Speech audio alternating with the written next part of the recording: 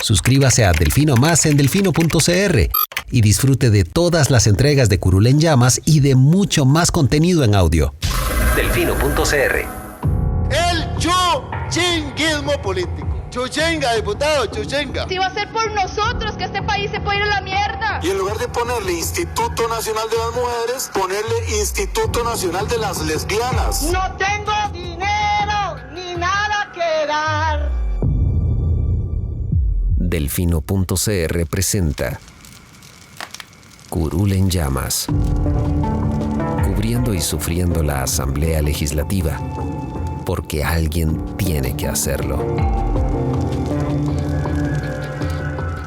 Hola queridos seguidores y suscriptores de Delfino.cr, bienvenidos a un nuevo programa de Curul en Llamas, el podcast semanal donde les comentamos los temas más relevantes e irrelevantes de la Asamblea Legislativa.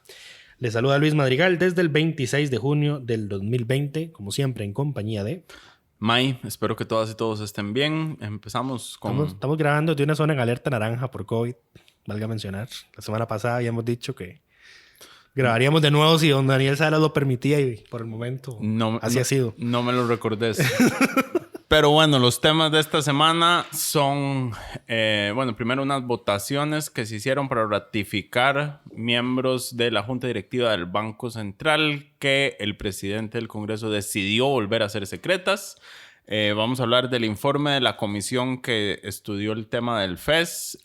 Vamos a hablar del proyecto del ROP que ya vio luz verde en la comisión y del informe de la defensora que presentó el día de ayer. Jueves. De ayer jueves, sí. Exacto. Empecemos con las votaciones. El lunes había que ratificar los nombramientos de 2 puestos, si no me equivoco, para la Junta Directiva del Banco Central. Silvia Charpentier Brenes, que ya es miembro propietaria desde hace varios años, y María Lourdes Echandi Gurdián.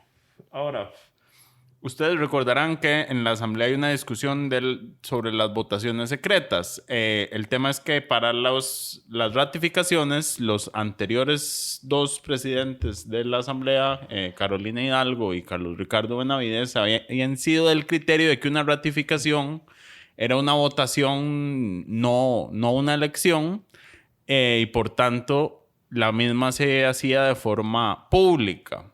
El nuevo presidente del Congreso, don Eduardo Cruikshank, decidió cambiar este criterio. Unilateralmente, sin criterio técnico de por medio y sin votación previa. Y decidir que la votación iba a ser secreta. Y así se hizo. Y como resultado, doña Silvia Charpentier sí quedó reelecta y María Lourdes Echandi Gurdián no quedó electa. Entonces ahora no sabemos cómo votó cada diputado. Aquí tengo que mencionar, lo siento mucho, que ningún diputado reclamó en primera instancia por qué se estaba haciendo una ratificación en forma secreta. Tuve que escribirle a varios en privado para decirles qué están haciendo, porque están haciendo una ratificación de forma secreta. Entonces doña Carolina Hidalgo del PAC le preguntó a don Eduardo que por qué había decidido hacer la ratificación con boletas. Y él le respondió que el artículo 127 del reglamento dice que se llama, que es el primer artículo de un capítulo del reglamento que se llama Nombramientos, Ratificaciones y Renuncias. Y el artículo 127 dice que, y aquí cito, toda elección deberá hacerse por papeletas que contengan los nombres y apellidos de los respectivos candidatos. Cierra la cita. Entonces dice Cruikshank que su decisión está pegada al reglamento. Claramente, el artículo habla de elecciones. Y ahí, no se estaba haciendo una elección, se estaba haciendo una ratificación que hizo el Consejo de Gobierno para 2 personas en la Junta Directiva del Banco Central. Entonces eso no es una elección. Y para don Eduardo lo que dijo es, si es una elección porque ustedes tienen la opción de decidir si la ratifican o no la ratifican. Es absurdo. Bajo la lógica de don Eduardo, toda votación es una elección, porque uno siempre tiene la elección de decidir si está a favor o en contra. Que es un absurdo, absolutamente. Y aquí valga mencionar, dice hizo, no se apeló ni nada. Y ya anunciamos públicamente que estas 2 ratificaciones, una ratificación y la otra no, se van a ir impugnadas a la sala constitucional porque no vamos a tolerar más estas estupideces, porque es una estupidez. O sea, no podemos estar un presidente legislativo que haga el proceso público y otro presidente legislativo que se le ronque hacerlo privado, especialmente cuando ya tienen notificada una sentencia de la sala constitucional del año pasado que dice que tienen limitaciones para hacer elecciones, votaciones secretas. Ni siquiera don Eduardo ni siquiera dijo, voy a presentar una moción para que esto se haga secreto, como tenía que hacerse, si quería hacerlo. ¿Qué es el procedimiento que se debe seguir? No lo hizo, lo hizo unilateralmente y nadie, o sea, yo no sé en qué carajo están, pero nadie antes de que nosotros les escribiéramos a varios, señaló eso. Pues entonces, nada más estamos esperando que los números de acuerdo, porque estas votaciones se traducen en acuerdos legislativos y tienen un número específico, que les asignen el número para, porque ya lo tenemos redactado para presentar esa acción de inconstitucionalidad. ¿Y por qué no se les ha asignado el número? Porque eso tiene que enviarse al Departamento de Archivo del Congreso. Vamos a ver, ya se le notificó al Consejo de Gobierno de que una fue ratificada y la otra no.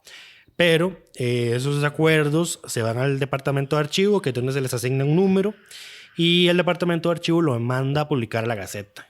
Entonces, falta ese paso previo y ya, bueno, yo pedí formalmente los números y me dijeron que cuando estén me los van a pasar. Entonces, y yo revisaría la Gaceta. Sí, porque muy probablemente que también lo hagan, me avisen después, pero bueno. Exacto. En esa acción que ya redactamos, vale mencionar que doña Silvia Charpentier, que fue la ratificada, en su primera elección o ratificación, ahorita no recuerdo muy bien cuál fue ratificada de forma pública. Y entonces no es que las ratificaciones se han hecho públicamente solo en la administración de Carolina y don Carlos Ricardo. Las ratificaciones siempre se han hecho públicas. Siempre. Porque está claro de que una ratificación no es una elección. Incluso si uno ve la etimología de la palabra ratificar, se refiere a refrendar una decisión que otro órgano tomó, que es muy contrario a lo que hacen los diputados cuando escogen magistrados. Ahí sí ellos eligen nombres de una lista, inclusive no de una lista, se les puede ocurrir un nombre y lo ponen, pero bueno. Lo que hizo don Eduardo no tiene obviamente ningún asidero jurídico ni legal, fue una ocurrencia y francamente no es sorprendente, dado que es Restauración Nacional la que está trazando la instalación de la comisión especial que analice las reformas al reglamento sobre voto público, lamentablemente. Ellos prefieren mantener el secretismo. Sí. Y bueno, ya les puse ahí la idea a varios de que si don Eduardo no instala esa comisión, porque tiene la potestad de hacerlo, si alguna fracción no postula sus nombres, pues que presenten un recurso de amparo. Es que, yo no sé, hay diputados que esperan a que uno les haga siempre el trabajo. Vamos a ver. Y pasa lo mismo con las transmisiones. Esta semana las transmisiones de la Asamblea por YouTube fueron un desastre. Se cortaban cada 5 segundos. Hasta con migraña terminé. Y a veces a mí me escriben y me preguntan, ¿pero por qué no metes un recurso de amparo? Yo, pues, ¿por qué siempre tengo que estar haciendo eso? Porque siempre tengo que ser yo el que tiene que estar peleando en la sala por asuntos de transparencia. O sea, alguien más debería. Por favor, o sea, asegúrense ustedes. El día que me muera, ¿qué? Ahí queda. Hasta ahí llegó la transparencia, o sea, en el Congreso. Por Dios, man, o sea, no se puede estar, o sea, y es cansado, o sea, yo lo meto y por mí no hay problema, pero manda huevo que tenga que ser siempre la misma persona que tenga que estar peleando eso cuando vemos un montón de gente ahí. No quieren comerse la bronca a los demás. O sea, no quieren hacer el trabajo. No se puede así. Pero bueno, eso sobre ese tema los mantendremos actualizados con la impugnación de estas ratificaciones una vez que podamos presentar la acción. El tema del martes, eso fue el tema del lunes. El tema del martes fue el informe de la comisión especial que estudió el Fondo Especial para la Educación Superior, conocido como FES. Entiéndase los recursos que el Estado transfiere a las universidades públicas para garantizar su sostenibilidad y que tiene garantía constitucional. Importante esto porque la principal pregunta de este informe, cuestionado informe, mal hecho informe, es cuáles son sus implicaciones. Las implicaciones reales, digamos, prácticas, es ninguna, debido a que, como dije, el FES tiene garantía constitucional. Y los informes de las comisiones no son vinculantes y no hay ninguna acción vinculante que esté en la sección de recomendaciones. Porque solo trae recomendaciones. Solo trae recomendaciones. Pero bueno, hablemos primero del informe y la presentación. Sí envía un mensaje político. Eso no es negable. Es un mensaje y más que un mensaje es una... Advertencia. No una advertencia, es tener claridad de dónde están parados los distintos diputados, porque esta votación sí fue pública. Sí. Entonces... 31 a favor, 13 en contra, que fueron los diputados del PAC y José María Villalta, doña Paola Valladares del Liberación, doña Karine Niño y doña... No, creo que no es Daniel Olate, es el que está antes de Daniel Olate, ahorita me acuerdo. María José Corrales. Sí, entonces saber dónde están parados es importante. Recordemos el número, 31 a favor, 15 ausentes. Sí, 13. 13 ausentes. Y 13 en contra. Ok. 31 más 13, 57. Gracias. Si esos 13 ausentes hubiera por lo menos 7 que estén a favor, digamos, de este tipo de reformas, esta línea de modificaciones, sí estamos en territorio peligroso porque hay votos suficientes para una reforma constitucional. Rápidamente, faltaron 4 del PUSC, que el PUSC en su totalidad votó a favor de los que fueron. 1 de Restauración, que Restauración votó a favor todos. Faltó un independiente afín a Fabrizio Alvarado, que es obvio que lo va a votar a favor. Se ausentó don Eric Rodríguez, a pesar de que estuvo en la discusión del informe y por ende tiene que perder la dieta ese día. Y voy a asegurarme de que eso se cumpla. Alerta directorio, los voy a acusar si no lo hacen. Alerta directorio. Y doña Zoila Bolio, que tiene un permiso médico por ser persona de riesgo. Faltó un diputado del PAC que va a votar en contra. Faltaron 5 del PUSC, perdón. Y faltaron 3 diputados de Liberación. Don Daniel Ulate, que como está en modo rego, es probable que lo haya, no sé, honestamente no puedo aventurarme a decir cómo lo votaría. Doña Franje Nicolás y doña Aida Montiel de Liberación. No, es que hay votos. Esto es tal vez lo más importante. El informe en sí mismo no hace nada, sin embargo el mensaje es preocupante en términos de quienes creemos en la independencia de las instituciones de educación superior. Más allá de eso, el informe es un mamotrecho. ¿Pero por qué es preocupante? Por la reforma constitucional que se viene. Hay dos reformas constitucionales que se vienen. Una que ya tiene comisión integrada porque se admitió que es la reforma que obligaría a las universidades a, por así decirlo, descentralizar su presupuesto. O sea, los obliga a invertir cierto porcentaje del FES en regiones fuera del gran área metropolitana. Y la otra, que no está presentada, pero que viene en camino porque es una de las recomendaciones de este informe, es que cuando haya un choque entre el principio de autonomía universitaria y el principio de equilibrio presupuestario, rija el principio de equilibrio presupuestario. Entonces, supongo que esa es a la que estás haciendo referencia. Sí, no, en realidad a la que estoy haciendo referencia es a la que están planeando, digamos, de lo que sale del informe y de los discursos. Ellos lo que quieren es una mayor intervención por parte del Estado en las decisiones de la universidad pública, lo cual es claramente contrario al principio de autonomía universitaria. Y ahora, uno de los argumentos de los que se habla es el tema de el cumplimiento. Tienen muchas carreras sociales. No, ese no.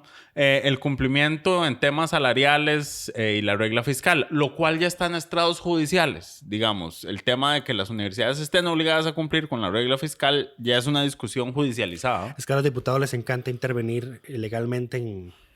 ¿Cómo se llama? No, en hacer legislación cuando hay procesos judiciales en curso. Exacto. Les fascina eso. Exacto. Es como un fetiche.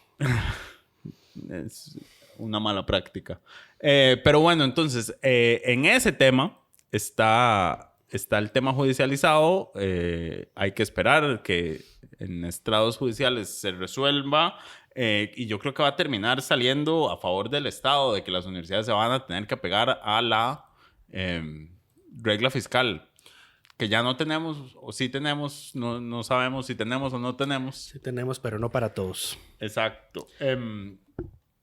Pero bueno, más allá de eso, los diputados se han montado en el discurso del mal manejo que ha hecho las universidades, principalmente en su distribución interna de salarios.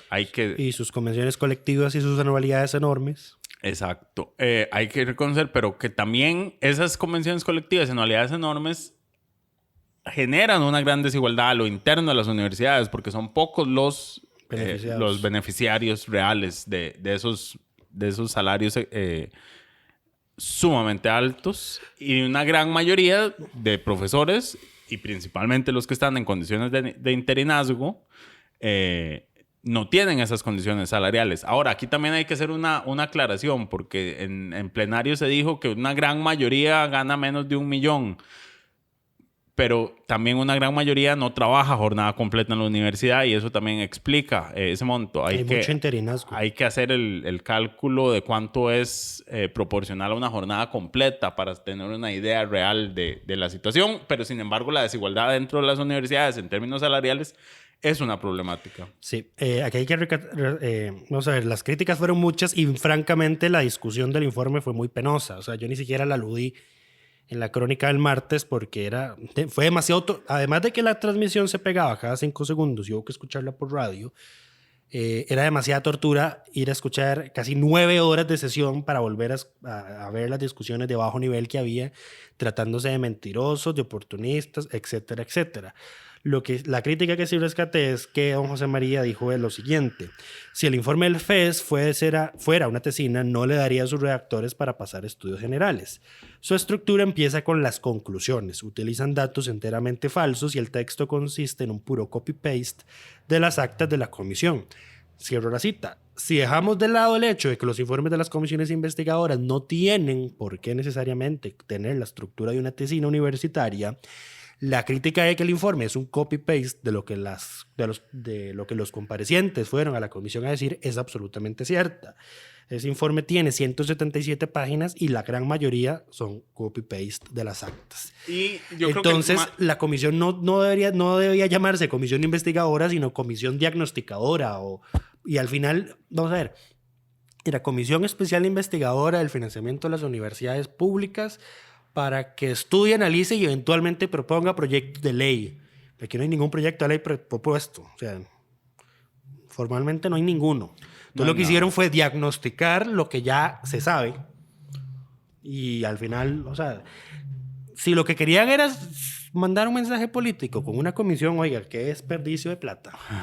Desperdicio de recursos públicos. Más allá de eso, yo creo que la principal crítica, más allá del copy-paste, digamos, y del formato, es el fondo. Empezar con las conclusiones básicamente te dice que ellos ya tenían una idea. Y así era, eso es innegable. Ellos tenían una idea de lo que querían sacar de esa comisión y ajustaron, digamos, las declaraciones que se fueron dando en esa comisión para tratar de fundamentar, comillas, esa idea. Correcto.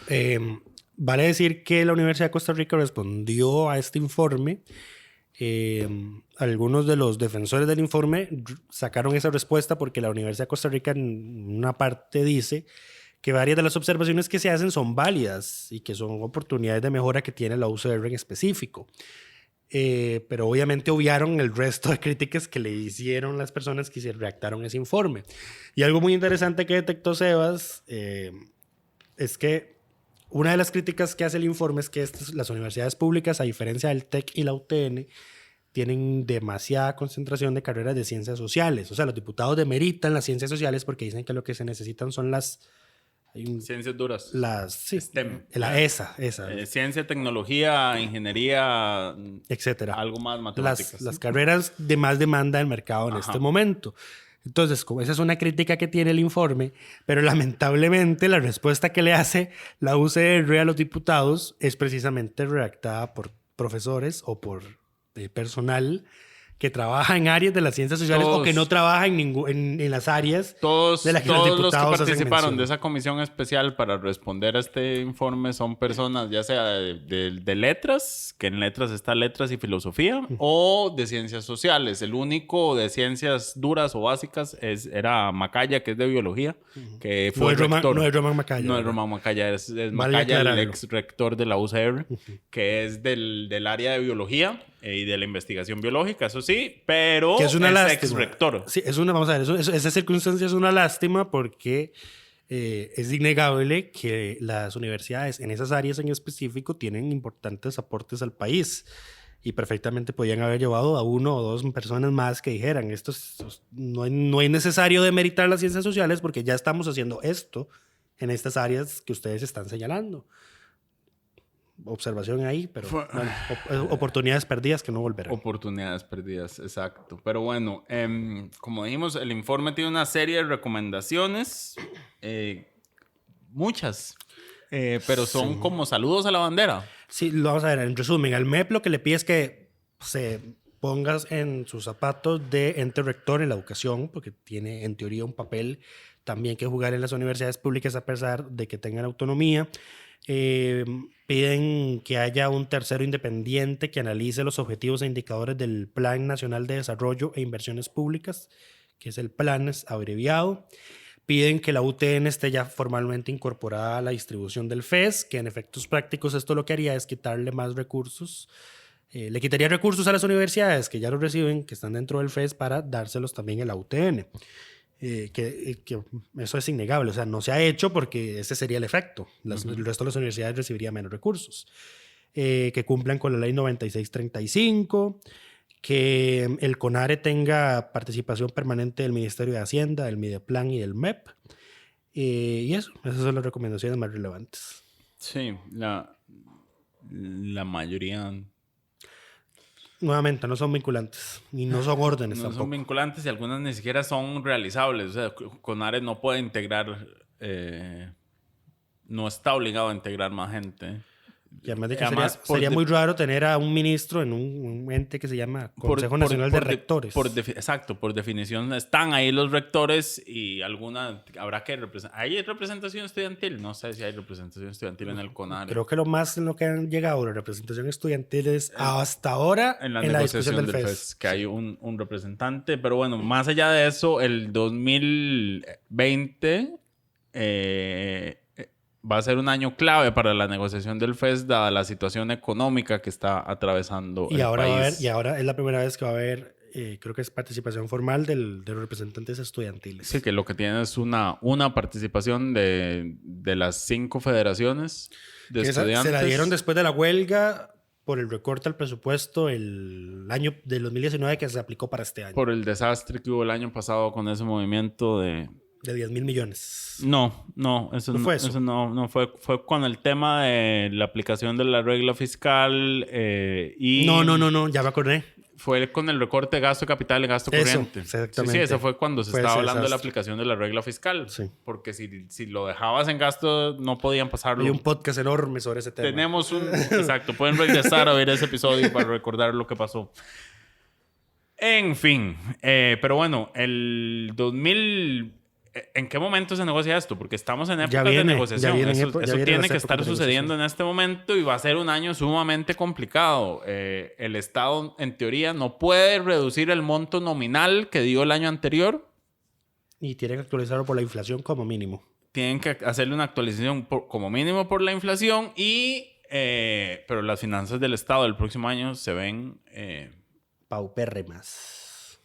Sí, el futuro es muy incierto y tenebroso. Aquí es donde yo repito, no haber negociado el FES quinquenal es un error que las universidades han venido pagando desde el 2014. Inclusive esa es una recomendación que hace el informe, pero al contrario, de que no se hagan negociaciones quinquenales porque la situación de las finanzas no lo permite. Pero bueno, pasemos al siguiente tema. Nada más un comentario. Si se hubieran hecho las negociaciones quinquenales cuando se tenían que hacer, no estaríamos teniendo esta discusión porque ya estaría negociado. Sí.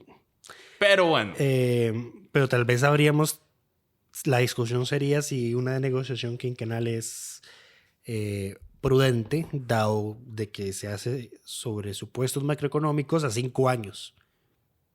Y en 5 años muchas cosas pueden pasar. Claro, vos puedes negociar quinquenalmente porcentajes de crecimiento que estén vinculados al crecimiento del PIB, por ejemplo. O sea, es que vamos a ver... Para ir cerrando el tema, o sea, es que vamos a ver, el Banco Central casi que siempre proyecta una inflación del 3%. No, eso no más o menos, del 2 y el... No. Entre el 2 y el 4. El banco no lo proyecta, el banco tiene una política monetaria basada en el control de la Pero inflación. siempre está, o sea, ahora en los últimos años ha estado abajo de eso. Su meta es que la inflación esté alrededor del 3, en más menos 1%, lo cual lo pone en un rango entre el 2 y el 4, pero en los últimos años ha estado por debajo de eso, está en 1.5 Sí, más o menos. entonces, bajo ese escenario, si hubiese una negociación quinquenal, el FED crecería por encima de la inflación. Que ahí sería entonces esa discusión. O sea, No que necesariamente. la negociación quinquenal no es necesariamente, prudente. porque vos puedes hacer una negociación quinquenal en la cual decís que se va a ajustar a la inflación del año. O sea, no tenés que fijar un número, ese número. O sea, negociar a 5 años no significa que tienen No que van a quedar hacer fijo. eso. No van a hacer eso. Pero bueno. Dejémoslo ahí. Suscríbase a Delfino Más en delfino.cr y disfrute de todas las entregas de Curul en Llamas y de mucho más contenido en audio. Delfino.cr. El siguiente tema de esta semana principal es que la comisión especial o No, comisión la de comisión de hacendarios. hacendarios. La comisión de hacendarios dictaminó, por fin, llegó a un acuerdo en el tema del retiro del ROP. Que ya no va a ser retiro. Exacto. En general. Se presentó un texto sustitutivo que se negoció con la Supen y el Banco Central. y el Banco Central. La Supen y el Banco Central. Bueno, la Supen ahora liderada por Rocío Aguilar, que como dijo don Eduardo Cruikshank en una entrevista en Hablando Claro el día de hoy, es una negociadora muy fuerte, pero negociadora al fin, logró acuerdo para tener a todo el mundo feliz, excepto a las personas que querían beneficiarse de este proyecto. Sí, el clamor popular que había cogido don Eduardo Cruikshank era permitirle a la gente retirar el 100% de su ROP. Pues bien, eso ya no va a ser porque, vamos a ver, el reclamo se origina, si nos vamos desde ahí, el reclamo se origina porque los pensionados de lujo, debido al portillo que tiene actualmente la ley, pueden retirar la totalidad de su ROP. El portillo actualmente es que si el monto del ROP es Menos del 10%, de la pensión que tenga recibe la persona, tiene el derecho a retirar la totalidad de sus recursos y creo que es en un solo pago. Sí, en un solo tracto. Entonces, esta ley, con el texto que se está saliendo de comisión, cierra ese portillo. Entonces ya no va a ser un 10% de la pensión que reciba la persona, sino que va a usar un umbral del 20% de la pensión mínima del régimen IBM de la caja. Pero ya no lo deja retirarlo por completo. Ahora lo pasa a una distribución de pagos mensuales proporcional a la cantidad de cuotas que aportó la persona. No. Esa es una de las opciones. Esa es una de las opciones. Esa es una de las opciones. Es que, digamos... Pero vayamos en orden. Vayamos Ok. en orden. En primer lugar, cierra el portillo para que los pensionados de Cierra lujo el no portillo puedan para retirar que no se pueda el 100% de su ROP. En total son 12 modificaciones y son muy relevantes. La segunda, reduce el aporte patronal al Fondo de Capitalización Laboral, y esto es lo que veníamos hablando ahora, y ya está un poquito en medios porque ya es como que ya está generando roncha. El aporte patronal al FCL pasa del 3% del salario mensual al 1,5%. No lo reduce. Espera, si en el FCL lo reduce. No lo reduce. Lo que hace es pasar ese 1,5% al aporte del ROP. Y aquí es donde viene una explicación que a Sebas me dio bastante sencilla ahora. Resulta y acontece Eso siempre que ha sido cuando se hacen aportes al FCL, ese 1,5 que ahora se está quitando, por así decirlo, en realidad es un traslado que siempre se ha hecho al ROP. Es un traslado diferenciado. O sea, Sí, es un traslado anual. Para explicar, todas las personas que le dan seguimiento al monto de su FCL constantemente pueden ver que una vez al año el capital recibe una reducción importante. Es en marzo, creo La mitad, que. ¿no? Es en marzo, creo que sucede. ¿Marzo o mayo? Sí, pero se reduce a la mitad. No, el capital se reduce la mitad de un año. Ajá. Entonces, lo que ha pasado siempre es que los patronos dan este aporte, digamos, todo pasa al FCL y después la mitad del aporte anual, un año después se traslada al ROP. Y adicionalmente a eso, el aporte al ROP es desde el 3%. Sí, ahora, este traslado se hace siempre vía Banco Popular, me parece, por alguna razón. Creo que es porque el Banco Popular administra sus recursos. Sí. Que aquí, nota al margen, el principal perjudicado de este proyecto va a ser el Banco Popular. Y si ustedes recuerdan lo que le pasó al Banco Crédito Agrícola de Cartago cuando le quitaron el pago de impuestos de pago de salida. impuestos de salida. Ya veremos cuál va a ser la solidez que tiene el Banco Popular para sobrevivir este golpe financiero, porque es un golpe financiero importante. Es un golpe de liquidez, Sí. principalmente. Pero más allá de eso, entonces, esto siempre ha sucedido así. No cambia en la realidad. Lo que quitaron fue ese año de intermediación y ahora el dinero va a ir directamente al ROP. En concreto, el FCL recibe recursos que al cabo de un año pasan al ROP.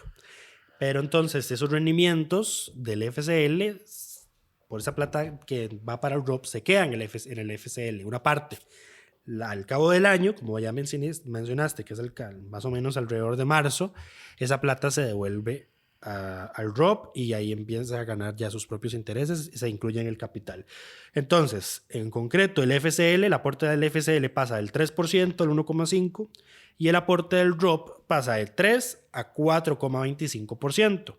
3,25 lo aporta el patrono y el 1% lo aporta el trabajador. Eso siempre ha sido así también. Sí. ¿Qué va a ocurrir? Que las pensiones del régimen obligatorio de pensiones complementarias se van a fortalecer sin un incremento en la carga a los patronos y a los trabajadores. Lo otro, que se establece que para el cumplimiento de este fortalecimiento, el Estado, la Contraloría va a tener terminantemente prohibido aprobar presupuestos que no tengan la plata para cubrir esa obligación y prohíbe que se subejecute. Entonces va a haber ahí un flujo de efectivo permanente. Lo otro es que se establecen 4 opciones para disfrutar de los recursos del ROP. La primera es una renta vitalicia, que va a ser una elección irrevocable. La renta vitalicia, para explicar rápidamente, es cuando usted con su operadora negocia un monto mensual de pensión al cual usted tiene derecho hasta que se muera, pero esta va con un riesgo. Porque, si usted vive 100 años y sobrepasa lo que tenía de capital e intereses, la operadora cubre esa pérdida. Si la persona se muere antes de que el capital y los intereses se agoten, la operadora gana. se deja esa ganancia. La ventaja de este sistema es que la persona se asegura un ingreso fijo, constante, el resto de su vida. Y que en teoría es superior al que recibiría con las otras opciones mensualmente. Sí. Ok. La segunda, y aquí nota el margen para dejarlo claro, estas opciones se seleccionan al momento de pensionarse, no es como que ya hay que ir a hacerlas, ¿verdad? El segundo es un retiro programado que se va a calcular como resultado de dividir cada año el capital, o sea, el monto que tenga el ROP, entre el valor presente de una unidad de pensión de acuerdo con la tabla de mortalidad vigente. Según don Eduardo Cruxen, esto se traduce en que una persona ya no le van a calcular su expectativa de vida en más de 100 años. Yo honestamente no creo esto porque cuando me fui a revisar antier, la tabla de mortalidad de la SUPEN, ahí está en la tabla que la mayor probabilidad de que una persona muera es ya cuando supera los 100 años. Y no es como que la ley está incorporando una norma que diga se prohíbe calcular una expectativa de vida superior a los 100 años. Eso no se está diciendo. Sí, El texto tiene varios errores y yo se los hice también saber habrá- a los asesores de don Eduardo. Habrá que ver si en las negociaciones la SUPEN se comprometió a reducir esas tablas. Sí, porque es obvio que una reducción en la expectativa de vida que le calculan a una persona para disfrutar su ROP se traduce en que va a recibir más dinero por mes, pero eso sí por un periodo más corto. A excepción de la renta vitalicia, que como ya dijiste, es hasta que la persona se muere. En el resto de opciones, en el momento en el que se agote tu capital, dejas de recibir el ROP. Entonces, ese es el no, retiro. tampoco. La puta.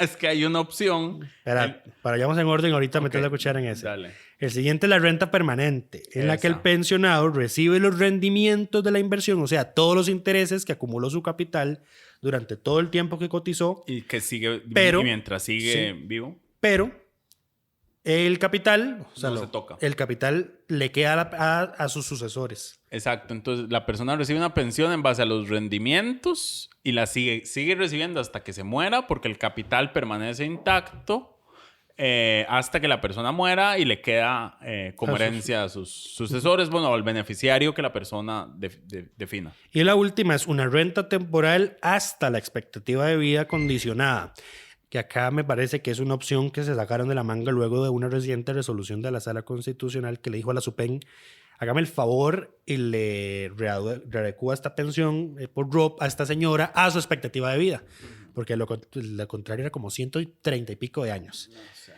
Bueno, una renta temporal hasta la expectativa de vida condicionada. Se obtiene como resultado de dividir cada año el capital para la pensión entre el periodo comprendido entre la fecha de la pensión y la expectativa de vida condicionada definida en la tabla de mortalidad de la SUPEN. En las últimas 3 opciones, retiro programado, renta permanente y renta temporal hasta la expectativa de vida, si el monto de la pensión por ROP es inferior al 20% de la pensión mínima del IBM, que equivale a 27.373 colones a hoy, la pensión por ROP va a ser 27.373 colones y se seguirá depositando ese monto hasta que se agote el saldo. La otra situación es que quienes ya tienen derecho al ROP, o sea, ya están pensionados y ya están recibiendo su ROP a paguitos y no lo han podido retirar completo antes del 31 de diciembre de este año, pueden solicitar retirarlo en 3 tractos, que va a ser uno 12 meses después de que entre en vigencia la ley, el segundo 12 meses después de ese primer depósito y el tercero 12 meses después de ese depósito. Esa va a ser la única opción y la última para retirar, entre comillas, la totalidad, porque ni siquiera retirar la totalidad en un solo tracto. Sí, se retiran 3 tractos. Aquí claramente hubo una negociación para no generar una salida masiva de recursos de las personas que están en este momento pensionadas o que se pensionen antes del 31 de diciembre de este año. Y yo creo que aquí es donde la gente queda disconforme porque no va a recibir la liquidez que quería. Sin embargo, sí les van a permitir un retiro adelantado. Ni en el momento en el que querían, ni en la cantidad que querían. Sí, claramente hay bastante descontento en eso. Y lo otro es otra medida transitoria que entonces va del 1 de enero del 2021 hasta el 18 de febrero del 2030, porque después de esa fecha se considera que ya el sistema del ROP va a alcanzar su solidez. Entonces, quienes se pensionen entre esas 2 fechas pueden retirar los fondos acumulados del ROP por un plazo equivalente a la cantidad de cuotas que aportaron. Entonces, si una persona cotizó por 240 meses, va a recibir su ROP por 240 meses. En lugar de que se les calcule una expectativa de vida de 115 años. Exacto. Se distribuye el saldo de forma que lo reciba en la misma cantidad de tiempo en la que lo cotizó. Sí, yo ya, según mi expectativa de pensión de la caja, no entro yo dentro de esa categoría. Muy triste, pero bueno. Ya no es posible que ni siquiera tenga pensión, pero bueno. Igual aplica la regla de que si al hacer esa división por la cantidad de cuotas aportadas es inferior a al 20% de la pensión mínima del IBM, se va a recibir el equivalente al 20% de la pensión el equivalente, mínima. claramente se va a recibir en menor plazo. Correcto. Se agota más rápido. Que otra cosa es que el Fondo de Trabajo del Banco Popular y el Desarrollo Comunal, que es la plata que se administra en ese banco, cambia sus aportes. Actualmente se financia con el 0,5% mensual de los salarios que pagan patronos, los poderes del Estado y todas las instituciones públicas y un aporte del 1% de los trabajadores. Con este proyecto, el aporte se reduce a 0,25% mensual y se elimina el aporte de los trabajadores. Entonces, solo los patronos, el Estado y las instituciones públicas lo van a aportar. Entonces, ahí viene otra medida que le corta el flujo de caja al Banco Popular. También, y no entiendo por qué, pero se metió, no sé por qué, se le está autorizando a la caja que cobre comisiones por recaudar los aportes que le corresponden al régimen IBM, al de pensiones complementarias, al SEM, al de enfermedad y maternidad, al FCL y las cargas sociales. Sí, por la administración del CICER. O sea, la caja ahora va a poder cobrar por esa administración, pero ese monto lo tiene que definir, lo tiene que autorizar la SUPEN. Yo no tengo claro si ahora va a poder cobrar o si ya puede cobrar. Y les están poniendo un techo. Y les están poniendo que tiene que tener la autorización. De eso no tengo claridad. Es una medida rara. Y lo otro también es que para fortalecer el régimen no contributivo de la caja, se establece que si el aporte que da la Junta de Protección Social por concepto de las ventas de lotería no alcanza los 3.000 millones de colones al año, el Poder Ejecutivo va a tener que incluir en un presupuesto la suma necesaria para que se alcancen esos 3.000 millones. Y esa suma de 3.000 millones mínimos al año se va a ajustar anualmente conforme a la inflación. Sí, ahí el cambio es en este tema, en el tema de la inflación. ¿Ah? El cambio principal es en el ajuste por inflación, porque ese monto estaba fijo. Espero que corrijan el error histórico que tiene esta ley, porque lo detectamos. que la redacción habla de un artículo 45 Habla en la de ley de loterías y la ley de loterías llega hasta el artículo 44, que de paso está derogado. Y Sebas ahí rastreó el origen y resulta que el error está desde la ley de protección al trabajador. El error se arrastra desde hace tiempo. No sé si es que en algún momento existió un artículo 45 y se cambió y entonces se trasladó. Yo porque concluí... ese artículo ahora está en un inciso de otra ley. Sí, exactamente. Lo correcto era que hicieran alusión a otra ley. Inclusive busqué si había pronunciamientos de la Procuraduría que dijeran, no, es que cuando hace referencia a esto es en realidad esto, pero ni siquiera eso. Entonces espero que lo corrijan porque se lo hicimos saber a los asesores de don Eduardo de que eso estaba mal. No puedo evitar mencionar que es una pésima práctica hacer actualizaciones de montos conforme a la inflación. O sea, se suponía que con el plan fiscal esas situaciones se eliminaron y solo se dejó el impuesto a combustibles que se actualiza con la inflación. Por eso el combustible siempre es tan caro.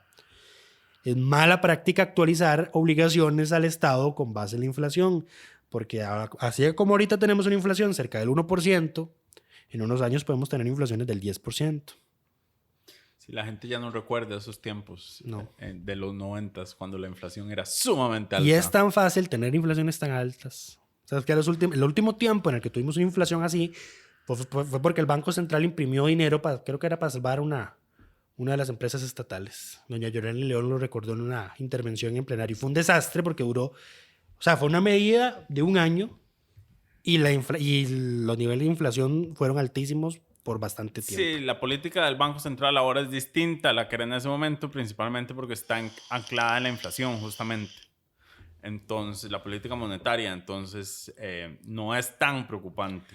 Otra forma de fortalecer las pensiones del régimen no contributivo es que aquellos dineros por FCL y ROP que no se reclamen en un plazo de 10 años. Por los beneficiarios, ¿sí? o sucesores. Sí, pasan al régimen no contributivo de la aquí, caja. Aquí es parte de la negociación, digamos, que se dio en esto, porque recientemente la SUPEN había hecho una modificación para que si la persona no designa beneficiarios, sea más fácil reclamarlos. Puedan reclamar esos dineros por una vía más expedita y que no requiere la contratación de un abogado. Porque si no había que irse a un juicio y pagarle honorarios. Pagar honorarios que al final terminaba siendo más del capital que había ahí. Sin embargo, en el acumulado lo que hay son como 21 mil millones de colones no reclamados, que están ahí, que bueno, ahora se pueden reclamar por esta vía más expedita. Y lo que no se reclama y acumule 10 años pasará a ser parte del fondo de pensiones no contributivas. Esperemos que no pase lo que pasó con los fondos de depósitos judiciales, que también se aprobó una medida para que aquellos no reclamados en cierta cantidad de tiempo pasaran al régimen no contributivo, y la Corte ha hecho esos depósitos en pagos de polaco, así como le depositan el ROP a la gente. Pero bueno, ese es el proyecto, así como está, salido de comisión, falta ver si lo modifican en plenario vía mociones. Y por último, el día de ayer jueves, la defensora de los habitantes le tocó ir a presentar el informe anual de su gestión a la Asamblea Legislativa y salió trasquilada. Bastante golpeada. Diputados de múltiples fracciones están enojados con ella por múltiples razones. Hay de todo aquí. Hay quienes están enojados por la forma en que ella intervino en el tema UPAT, específicamente por el tema de la pérdida del audio y porque no se les informara a ellos inmediatamente. La defensora ha tratado de justificar que ella hizo las cosas en el momento en que se enteró, que en el momento que lo supo trasladó a la fiscalía la denuncia de la pérdida de ese audio. Más sin embargo, duró 2 meses en informarle a la Asamblea de la pérdida de este audio y lo hizo a raíz de un recurso de amparo que puso una de las partes. Sí, Luis Salazar específicamente, quien fue el asesor jurídico que formó parte de la redacción del decreto de la UPAD, se enteró que había sido grabado sin autorización durante la entrevista de la Defensoría en Casa Presidencial. Ese es otro tema, porque ahora por eso están denunciados penalmente. Sí. Y doña Catalina le decía, ¿y por qué no denuncia al presidente? Bueno, porque las acciones de ese tipo son individuales y uno obtiene la libertad de decidir a quién denuncia y a quién no. Tema aparte.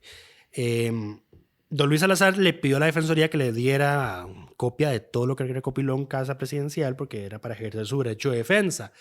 Y como no le respondieron en tiempo, metió un recurso de amparo y lo ganó. Y ahí fue donde salió a la luz el hecho de que se perdieron, creo que eran 2 horas del audio, sí, del audio de la entrevista del presidente y el ministro de la presidencia. Una de las que le reclamó eso fue Franji Nicolás, porque le decía, yo con qué cara puedo ir a explicarle a la gente que usted perdió un audio. Eso es impresentable. También, ¿por qué graban el audio con un celular cuando tienen 7 grabadoras en la institución y no las usaron y estaban en buen estado? ¿Por qué el protocolo que emitieron, del que hablamos creo que fue la semana pasada, se preocupan de hablar de la vestimenta y no de grabar la entrevista con una grabadora y no con un celular? ¿Cómo se va a grabar? Y por ejemplo, es que, a ver, uno esperaría que en una intervención de este tipo no solo digas vamos a grabar con grabadora de la Defensoría, el protocolo diga va a haber 2 grabadoras en caso de que algo pase con una. Es que son cosas básicas, digamos, o sea... Sí, lamentable. Bueno, le pidieron la renuncia en primera instancia Nielsen Pérez, Paula Vega y Carolina Hidalgo del PAC. Quienes le reclamaron es el tema de la UPAD y además del hecho de que casi que iniciando su gestión, cuando Recope había pedido una solicitud de aumento tarifario, la Defensoría en un comunicado sumamente antojadizo dijo que la solicitud de Recope era antojadiza.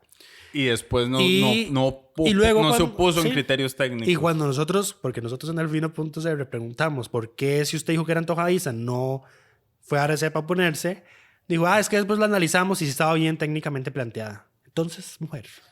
Es que ese es el problema de esta defensora. O sea, yo creo que esa fue la primer pelada de ella. La primer pelada. Ahora, en las declaraciones, a ver, yo creo que el PAC cometió un error como fracción y fue... mencionar el tema del audio y del OPAD. O sea, ellos pudieron perfectamente haber dejado que la oposición lo mencionara porque lo iba a mencionar. La oposición también estaba molesta de esto. Podían mencionarle, por ejemplo, bueno, Paula Vega le mencionó mucho de las falencias. Le mencionaron muchos temas, pero digamos, si hubieran omitido ese tema y hubieran dejado que la oposición se encargara de eso, creo que hubiera sido una crítica más consensuada. La que lo mencionó fue doña Carolina Hidalgo, la que mencionó el tema de la UPAD específicamente, porque Paola Vega le mencionó las falencias del informe en aspectos claves. Y uno que no mencionaron, lamentablemente, es, por ejemplo, que no hay alusión ninguna sobre acciones de la Defensoría para erradicar la discriminación sobre población afrocostarricense. Un aspecto interesante que mencionó la diputada Nielsen Pérez es que la Defensoría le había pedido a Banca para el Desarrollo que publicara la información de los beneficiarios. Información sensible y confidencial que además tienen secreto bancario. Y que como Banca para el Desarrollo se negó, dijo que iba a ir a meter un recurso de amparo contra Banca para el Desarrollo para que hicieran pública la información. Exacto. Entonces, a ver, una defensoría que, digamos, su defensa ha sido que ha tratado de abocar por la privacidad de la información de la ciudadanía, que hace este tipo de cosas, claramente violentando la privacidad de la ciudadanía garantizada por leyes específicas. Es una incongruencia de fondo y es una incongruencia fuerte. Y es que puede haber discusión sobre qué tema es información sensible o privada y cuál no. Pero lo que no hay discusión alguna es que hay secreto bancario. Es que en eso no hay ninguna duda. O sea, es que ahí no hay margen de interpretación ni margen alguno para pedir información como si la hay, por ejemplo, en información tributaria. Que la Sara lo que dice es que lo que usted no puede liberar en Hacienda es la información que el contribuyente le da a usted. Lo que usted calcula. Por ejemplo, lo que usted calcula sí lo puede hacer público. Ahí hay una interpretación, digamos. Pero en secreto bancario no hay ninguna. No hay excepciones. No hay discusión. Solo un juez puede levantar eso y para casos judiciales. Sí. Shirley Díaz le reclamó que aunque Crespo se autodenominó como provida cuando se presentó como candidata a la Defensoría, ella presentó un escrito defendiendo la norma técnica sobre aborto terapéutico. Entonces le dice, usted no puede servir a 2 amos al mismo tiempo. Y aquí es donde digo, es que le están dando por todo lado. Sí. O sea, esto no es un tema del PAC, como varios medios de comunicación, la mayoría, por no decir, publicaron que era el PAC atacando a la defensora. No, o sea, aquí estamos hablando de que todos los grupos legislativos, excepto Restauración, le pidieron la renuncia. Y ahora, muy interesante también fue quién defendió a la defensora. Sí, Porque solo Luis Fernando Chacón, el jefe de fracción, que también su defensa iba en la línea de esto PAC, es tocando tema el por tema el PAC, PAC, tema sí. PAC. Y María Inés Solís, que también se fue por ese lado y dijo es que no podemos cuestionar debilitar la institucionalidad criticando a la jerarca. Y aquí creo que hay que ser evidentes. Si alguien ha debilitado la institucionalidad, ha sido la defensora con su gestión. Y basta ver la carta que mandó un día antes de su informe de labores el Consejo de Directores de la Defensoría, haciéndole saber a los diputados de que la defensora está bloqueando un mecanismo de control interno de la institución, que es que ella rinda cuentas o que se deje asesorar o que le entregue la información que pide el Consejo de Directores. Resulta que el Estatuto de la Defensoría dice que hay un Consejo de Directores al cual la Defensoría debe prestar atención, debe dejarse aconsejar, y que por la redacción, en propias palabras de doña Catalina, prácticamente que es como que el superior de la defensora, pero al mismo tiempo está integrado por subalternos. Si dejamos de lado de que la redacción es desafortunada, lo cierto es que está vigente. Sí. Y aunque no le guste, está vigente y tiene que cumplirlo. Entonces los directores le dijeron a los diputados, doña Catalina hace rato, insistentemente, no nos convoca, reprograma sesiones y se niega a darnos explicaciones sobre lo que hizo la Defensoría en el caso de la UPAD, porque nosotros tenemos observaciones que hacer sobre cosas que se hicieron mal en el caso de la UPAD y que están afectando a la institución, y otras cosas que están afectando a la institución por culpa de ella. La reunión es este viernes a las 5 de la tarde, si no me equivoco. Sí. Y yo creo que aquí Y habrá que ver qué va a salir, porque una de las directoras, que creo que se llama Hazel Díaz, le confirmó a La Nación un tema bastante polémico, y es el hecho de que doña Catalina borrara del informe el nombre Rodolfo Pisa. Doña Catalina lo que ha estado justificando es que lo borró porque ya solo quería dejar los cargos, pero sí lo dejó en los anexos. Y acá volvemos al tema de cuál único jerarca involucrado que estuvo en la trama de la UPAD en esos tiempos lo beneficiaría, entre comillas, que no apareciera su nombre porque ya no está. Y el único que salió así fue don Rodolfo Pisa. Sí. Que no es que don Rodolfo se lo pidiera, porque él incluso mismo lo negó. Pero ¿por qué ella tenía que hacer eso? Se daba una mala señal, y eso también se lo dijeron varios diputados. Da una mala señal porque ella sale en fotos no como militante. Uy, eso fue otra cosa. No sale como militante, pero sale en fotos en campaña con camisas de Rodolfo Pisa y con fotos de Rodolfo Pisa. Si nos ponemos estrictos con la definición de militar, según la Real Academia Española, lo que ella hizo fue militar. Pero bueno, ese tema de las fotos fue todo un tema. El primero que se lo sacó fue Walter Muñoz. Primero porque Paola Vega le sacó en cara unas declaraciones que ella dio en la Extra. Que dijo que quería regresar a regresarse a Estados Unidos, sí. Ella saca mucho en cara de que trabajó en Estados Unidos en instituciones prestigiosas. Entonces Paola Vega le dijo, devuélvase. Deje el cargo y devuélvase. Háganos un favor a todos y por favor, siga sus deseos. Y entonces Walter Muñoz retoma esa frase y le dice, usted dice que no le gusta la política, pero al mismo tiempo tiene fotos con Rodolfo Pisa, con camisas de Rodolfo Pisa en campaña. Y luego otro Roberto Vargas, quien también votó por ella, inclusive dice que intervino con varios diputados para solicitarles que votaran por ella, le dijo que estaba defraudado de su gestión y que ella se presentó como una persona que no había participado en actividades políticas, esas fueron sus palabras, y ahora se vino a enterar de que tiene fotos con camisas de Rodolfo Pisa. ¿Quieren saber cómo saber si es o no militancia ponerse la camisa de alguien? ¿Cómo? Pregúntenle al Tribunal Supremo de Elecciones qué pasaría si un funcionario con prohibición política aparece con la camisa de un candidato. Muy bueno. Y todos sabemos qué pasaría, lo destituirían. Claro. Porque se considera militancia. Por supuesto. ¿Ves? Es que de ahí, por eso me remito a la definición de la Real Academia Española de lo que es militancia. Sí. O sea, militancia no es que estés empadronado en el partido. No. Es adherirte a las ideas del partido. Recordemos lo que le pasó al ministro de Ciencia y Tecnología del gobierno de Luis Guillermo Solís, que fue a votar a una convención. No, era el ministro de Ciencia y Tecnología. Cierto. Que fue a votar a la Convención Interna de Liberación Nacional, lo dijo públicamente y tuvo que renunciar al día siguiente. Porque si no lo iban a destituir el tribunal, sí.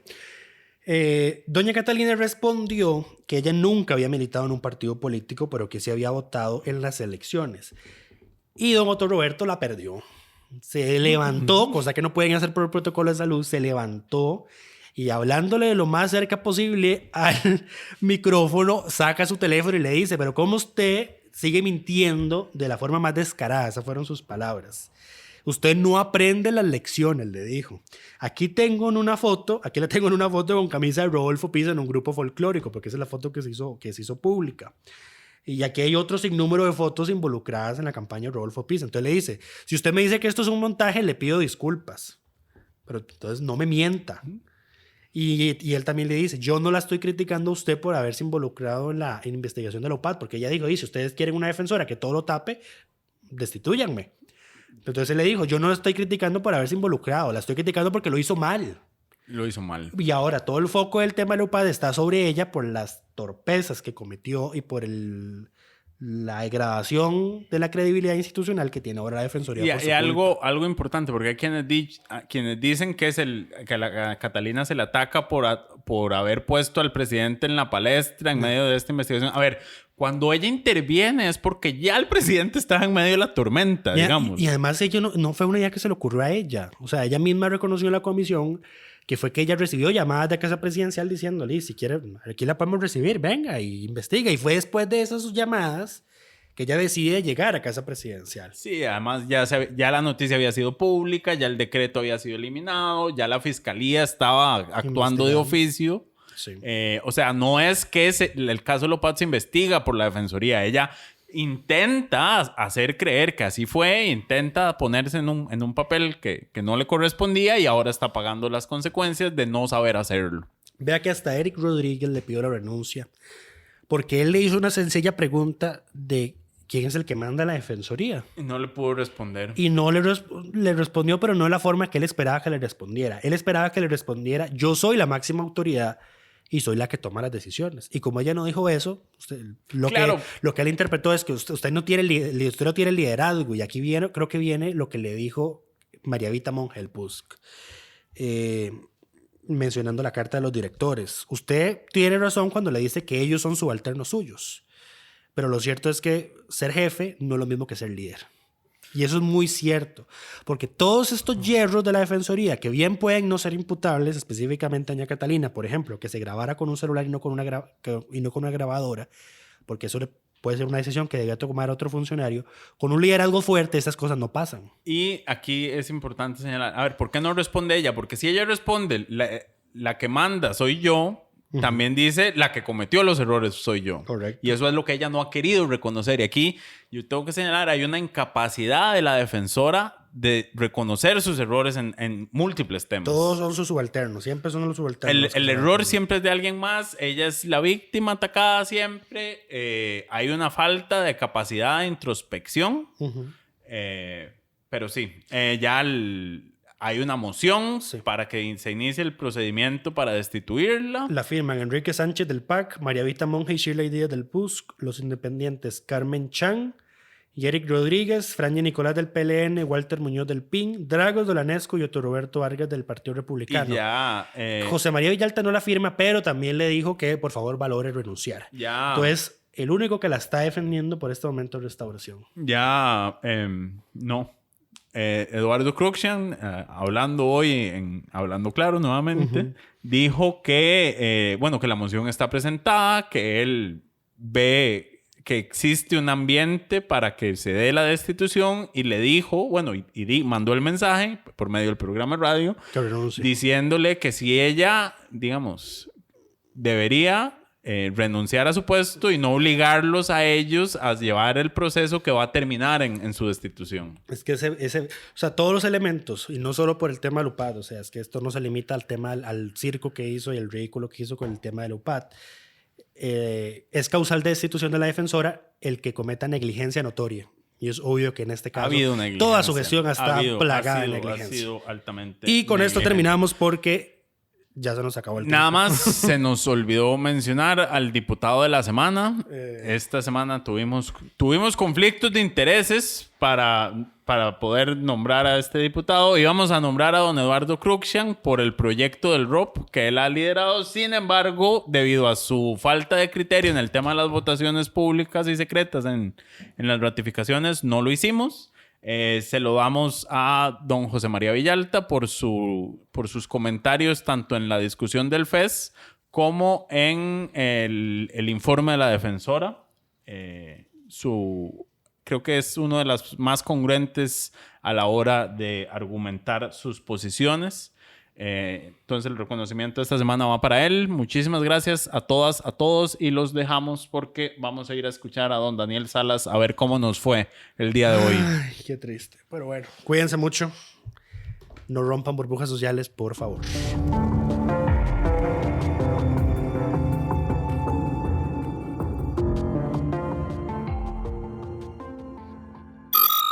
Suscríbase a Delfino Más en delfino.cr y disfrute de todas las entregas de Curul en Llamas y de mucho más contenido en audio. Delfino.cr